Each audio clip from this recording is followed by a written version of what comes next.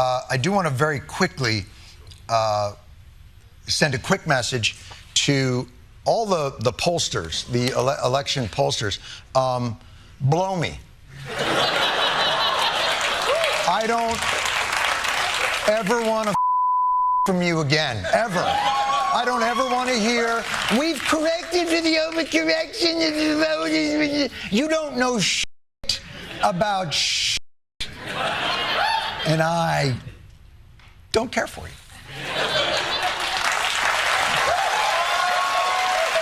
That's political commentator and liberal broken clock Jon Stewart doing what no one else on the left has done since the election: push back on the media and question the experts. Welcome to Nerk News, I'm Nerkish, and regardless of what you think about him, it appears that Jon Stewart has had it with the propaganda of regime media and the supposed wisdom of political experts. Here he is calling out the utter BS pushed by pretend journalists in the wake of the election. And I just want to point out, just as a matter of perspective, that the lessons that our pundits take away from these results, that they will pronounce with certainty, will be wrong.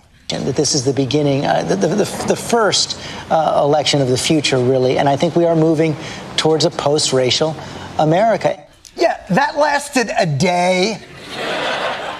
And then, of course, in 2012, Obama won again. The GOP needs to send a powerful signal to Hispanic voters that the party respects them.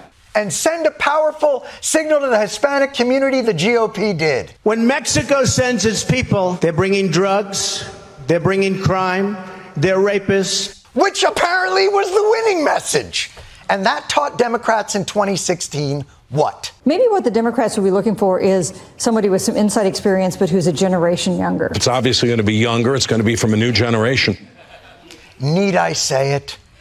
With great honor and humility, I accept this nomination.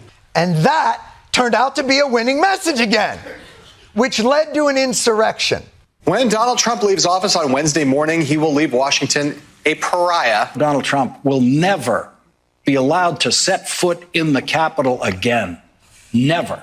Here's what we know, is that we don't really know anything, and that we're going to come out of this election and we're going to make all kinds of pronouncements about what this country is and what this world is. And the truth is, we're not really going to know shit.